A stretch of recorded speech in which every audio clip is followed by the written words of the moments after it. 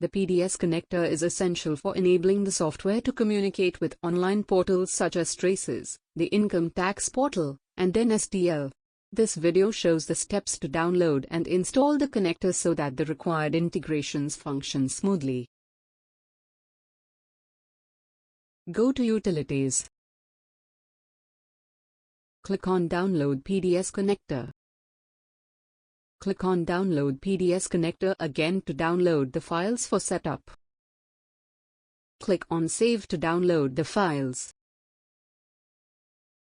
Once downloaded, open the files.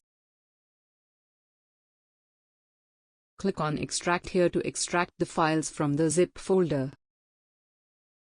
Open PDS Connector which has just been extracted. Right-click on Setup. Click on Run as Administrator. Click on Next. Click on Next.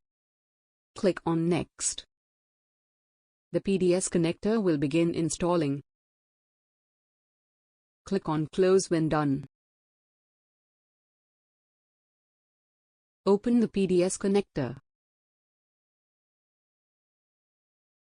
The PDS connector has been installed successfully. Hope you found it useful. Thank you for watching.